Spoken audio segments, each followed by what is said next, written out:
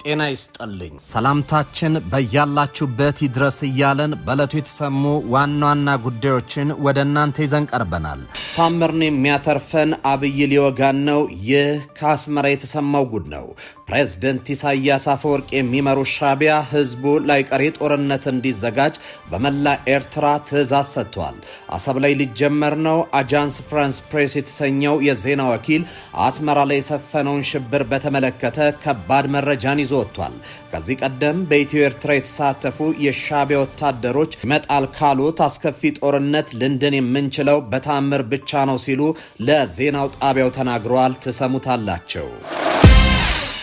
የኤርትራ ከፍተኛ ኮሎኔል ላይ የግድያ ሙከራ አድርጓል በሚል ታስሮ የነበሩት ግለሰቦች ተፈቱ። ከኢትዮጵያ ጋር ወደ ጦርነት ለመግባት ከጫፍ የደረሰው ሻዕቢያ መብታቸውን ረግጦ ያሰራቸውን ኤርትራውያን በዘመቻ መልክ እየፈታ ነው። የኢሳያስ የፖለቲካ እስረኞች እንዲፈቱ መወሰናቸውን ጥርጣሬውን አጭሯል። ዝርዝሩን ይዘናል። አቶ ታዬ ደንዳ ተፈረደባቸው። ህገወጥ የጦር መሳሪያ በመታጠቅ 7 ዓመት የተፈረደባቸው ሲሆን ጠበቃቸው በበኩላቸው ጠቅላይ ሚኒስትሩን ወንጅለዋል። ታዳምጡታላቸው። በሱዳን በደስታ በተተኮሰ ጥይት በርካቶች ተገደሉ። በዝርዝር ይዘነዋል። የተወደዳችሁና የተከበራችሁ የቻናላችን ቤተሰቦች አሁን በዝርዝርና በትንታኔ ወደምንመለከታቸው ጉዳዮች ተሻገርኩኝ። ታምርን የሚያተርፈን ጠቅላይ ሚኒስትር አብይ ሊወጋን ነው። ይህ ከአስመራ የተሰማ ጉድ ነው። ፕሬዝዳንት ኢሳያስ አፈወርቂ የሚመሩ ሻዕቢያ ህዝቡ ላይቀሬ ጦርነት እንዲዘጋጅ በመላ ኤርትራ ትዕዛዝ ሰጥቷል። አሰብ ላይ ሊጀመር ነው። አጃንስ ፍራንስ ፕሬስ የተሰኘው የዜና ወኪል አስመራ ላይ የሰፈነውን ሽብር በተመለከተ ከባድ መረጃን ይዞ ወጥቷል።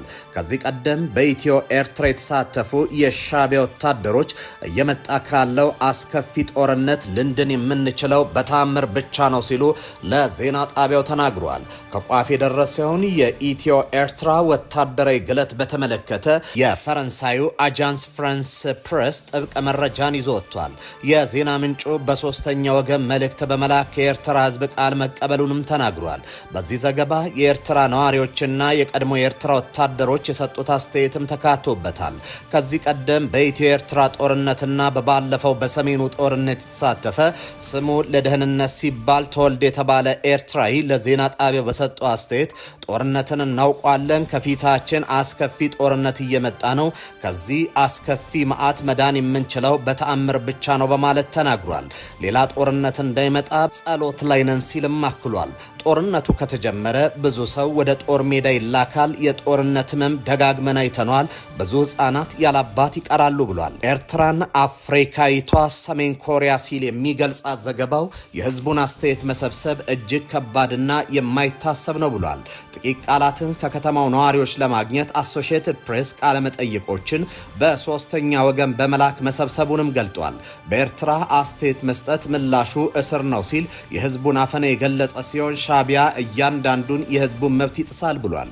ዘገባው የፕሪቶሪያውን ስምምነት መፈረም ሻዕቢያን እንዳስቆጣና ጠቅላይ ሚኒስትር አብይና ኢሳያስን ውጥረት ውስጥ እንደከተተ ያስታወሰና በሶስተኛ ወገን ከህዝቡ የሰበሰበውን ድምፅ ወደ ማተት ይገባል።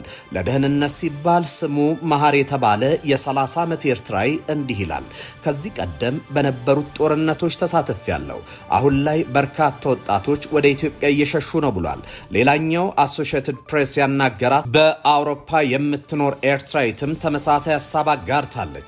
የኤርትራ ባለስልጣናት ቤተሰቦቿን ጠርተው ለሌላ ጦርነት እንዲዘጋጁ እንደነገሯትም ገልጻለች። የኤርትራ ባለስልጣናት ጠቅላይ ሚኒስትር አብይ ሊወረንና ሊወጋን ነው፣ ስለዚህም እናንተ ልጆቻችሁም ለጦርነት ተዘጋጁ ሲሉ አዘውናል በማለት ተናግሯል። እንዲዘምቱ ከተነገራቸው መካከል እስካሁን የልጆቻቸው መርዶ ያልተነገራቸው እናቶች አሉ። ሆኖም አሁን የቀሩ ልጆቻቸውን ለጦርነት እንዲዘጋጁ እየተነገራቸው ነው። ከዚህ ጦርነት የሚያተርፈን ተአምር ብቻ ነው ስትላክላለች።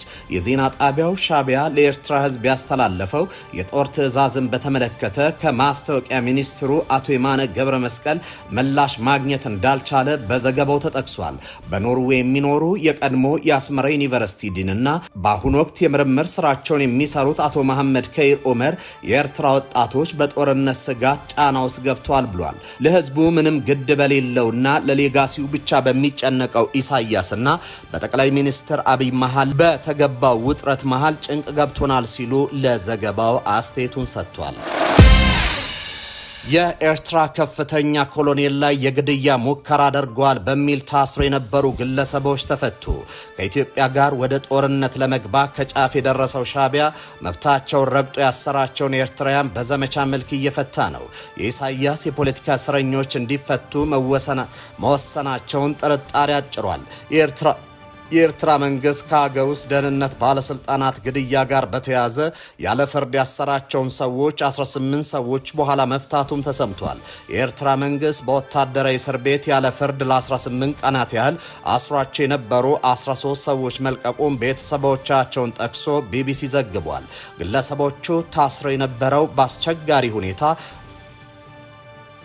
ማይስረዋ ተብሎ በሚጠራ ጥብቅ ቁጥጥር በሚደረግበት ወታደራዊ እስር ቤት ነው። ከስር የተለቀቁት ሰዎች ነጋዴዎች፣ የፖሊስ አባላት እንዲሁም በተለያዩ የሙያ ዘርፎች ላይ ተሰማርተው የነበሩ ባለሙያዎች ናቸው ተብሏል።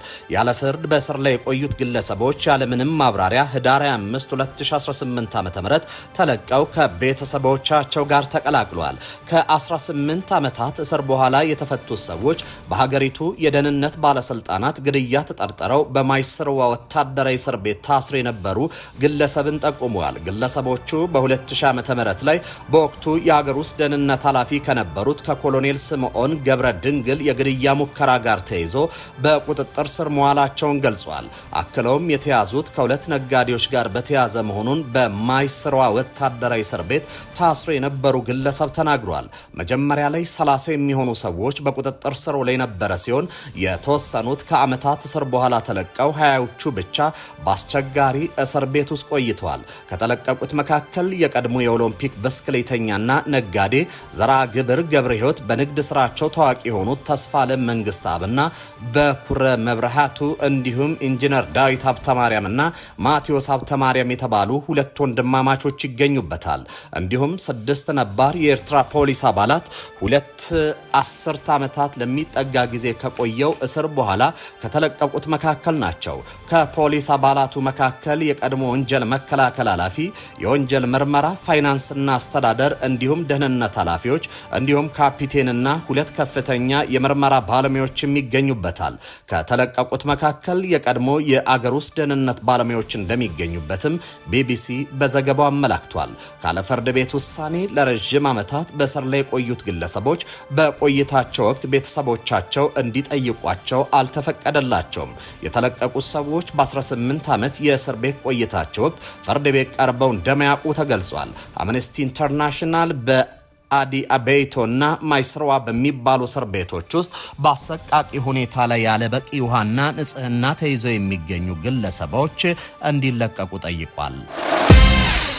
አቶ ታዬ ደንዳ ተፈረደባቸው። ህገወጥ የጦር መሳሪያ በመታጠቅ 7 ዓመት የተፈረደባቸው ሲሆን ጠበቃቸው በበኩላቸው ህወሓት ሊገሉ ይፈልጋል ተብሎ በመንግስት የተሰጣቸው መሳሪያ ነው ሲሉ ተከራክሯል።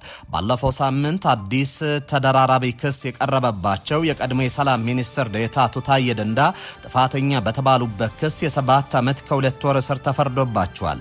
በፌዴራል ከፍተኛ ፍርድ ቤት ልደታ ምድብ አንደኛ የህገ መንግስትና በህገ መንግስት ላይ የሚፈጸሙ ወንጀሎች ችሎት አርብ ዕለት የቅጣት ውሳኔውን አሳልፏል። ታዬ የ7 ዓመት እስር የተፈረደባቸው ጥፋተኛ በተባሉበት ህገወጥ የጦር መሳሪያ ይዞ በመገኘት ነው።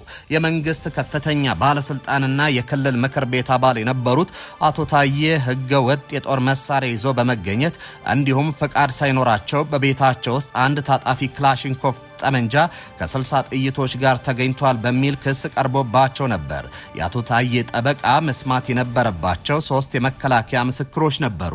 እነሱም ሳይሰሙ ቀርተዋል። ፍርድ ቤቱ ውሳኔን እናከብራለን፣ ነገር ግን ቅሬታዎች አሉን ሲሉ ተናግሯል።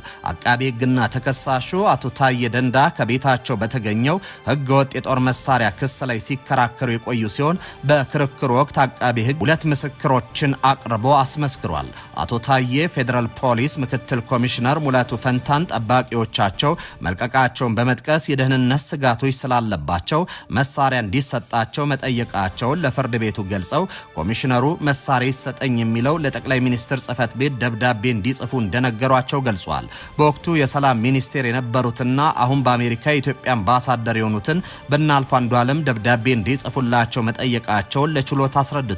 ይሁን እንጂ ደብዳቤውን ከመጻፍ ይልቅ በቃል ይሻላል ተብሎ የሚፈልጉትን ጦር መሳሪያ እንዲታጠቁ ከስምምነት ላይ ደርሷል ሲሉ ተናግሯል። አቶ ታዬ በአገሪቱ ስላለው የሰላም ሁኔታና በመንግስቱ ስላሉ ጉዳዮች ለመገናኛ ብዙሃን በመናገር እንዲሁም በማህበራዊ ሚዲያዎች ላይ ሐሳባቸውን በመግለጽ ይታወቃሉ።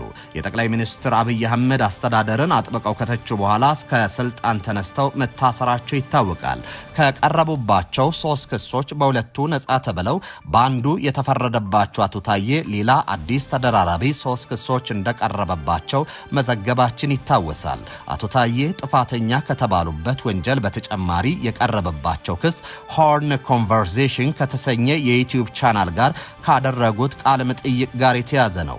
የመጀመሪያው መንግስት በኃይል ለመጣል ግዙፍ መሰናዶ ማድረግ ሲሆን ሁለተኛው ክስ የሀገር መከላከያ ሰራዊት ላይ ሐሰተኛና አደናጋሪ ወሬዎችን መንዛት የሚል ነው። በሶስተኛነት የቀረበባቸው ክስ ደግሞ በህገ መንግስት መሰረት የተመረጠ የሀገሪቱን መንግስት መድፈር የሚል ነው። በሱዳን ኒያላ ከተማ በደስታ በተተኮሰ ጥይት 5 ሰላማዊ ሰዎች መገደላቸው ተሰማ።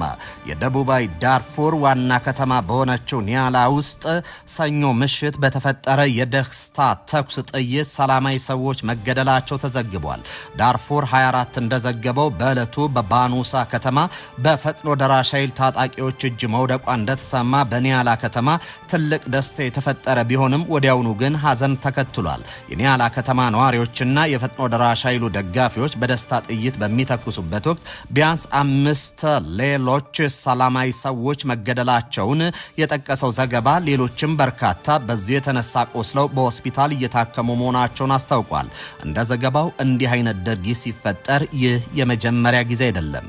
ከዚህ ቀደም ፈጥኖ ደራሽ ኃይሉ አልፋሻርን በተቆጣጠረ ወቅት በኒያላ ከተማ በተከፈተ የደስታ ተኩስ ርምታ ቁጥራቸው ያልተገለጸ ሰላማዊ ሰዎች መሞታቸውን መቁሰላቸውን አስቷል። ኒያላ ከተማ የፈጥኖ ደራሽ ኃይሉ መሪ ሌተናል ጀነራል ደጋሎ የመሰረቱት ትይዩ መንግስት ዋና ከተማ መሆኑ ይታወቃል። ተመልካቾች ለሰዓቱ ያዝናቸው ዜናዎች እኚህ ነበሩ። በያላችሁበት ሰናይ ጊዜ